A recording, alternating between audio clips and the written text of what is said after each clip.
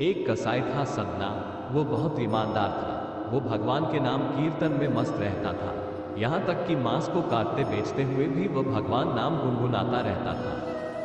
एक दिन वो अपनी ही धुन में कहीं जा रहा था कि उसके पैर से कोई पत्थर टकराया। वो रुक गया। उसने देखा एक काले रंग के गोल पत्थर से उसका पैर टकरा गया है।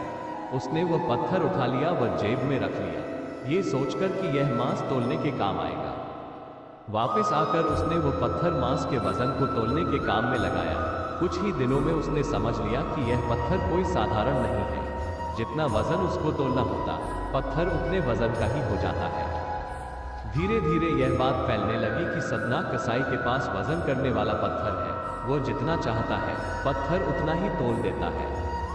किसी को 1 किलो मांस देना होता तो तराजू में उस पत्थर को एक तरफ डालने पर दूसरी ओर 1 किलो का मांस ही तोलता। अगर किसी को 2 किलो चाहिए हो तो वो पत्थर 2 किलो के भार जितना भारी हो जाता। इस चमत्कार के कारण उसके यहाँ लोगों की भीड़ जुटने लगी। भीड़ जुटने के साथ ही सदना की दुकान की बिक्री बढ़ गई। बात एक शुद्ध ब्राह्मण तक भी पहुंची। हालांकि वो ऐसी अशुद्ध जगह पर नहीं जाना चाहता थे जहां मांस कटता हो व बिकता हो, किंतु चमत्कारिक पत्थर को देखने की उत्सुकता उसे सदना की दुकान तक खींच लाए। दूर से खड़ा वो सदना कसाई को मीट तोलते देखने लगा। उसने देखा कि कैसे वो पत्थर हर प्रकार के वजन को बराबर तोल रहा था। ध्यान से देखने पर उसके शरीर के रोए खड़े हो गए। भीड़ के छटने के बाद ब्राह्मण सदना कसाई के पास गया। ब्राह्मण को अपनी दुकान में आया देखकर सदना कसाई प्रसन्न भी हुआ और आश्चर्यचकित भी। बड़ी नम्रता से सदना ने ब्राह्मण को बैठने के लिए स्थान दिया और पूछा कि वो उनकी क्या सेवा कर सकता है। ब्राह्मण बोला, तुम्हारे इस चमत्कारिक पत्थर को देखने के लिए ही मैं तुम्हारी दुकान पर आया हूँ, या यूं कहें कि ये चमत्कारी पत्थर ही मुझे खींचकर तुम्हारी दुकान पर ले आया है। बातों ही बातों में उन्होंने सदना कसाई को बताया कि जिसे पत्थर समझकर वो मांस तोड़ रहा है, वास्तव में वो शालीग्राम जी है, जो कि भगवान का स्वरूप होता है। शालीग्राम जी को इस तरह गले कटे मांस के बीच में रखना व उनसे मांस तोड़ना बहुत बड़ा पाप है। सदना बड़ी ही सरल प्रकृति का भक्त था।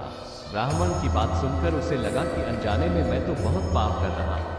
अनुनय विनय करके सदना ने वो शालीग्राम उन ब्राह्मण को दे दिया और कहा कि आप तो ब्राह्मण हैं, अतः आप ही इनकी सेवा परिचर्या करके इन्हें प्रसन्न करें। मेरे योग्य कुछ सेवा हो तो मुझे अवश्य बताएं।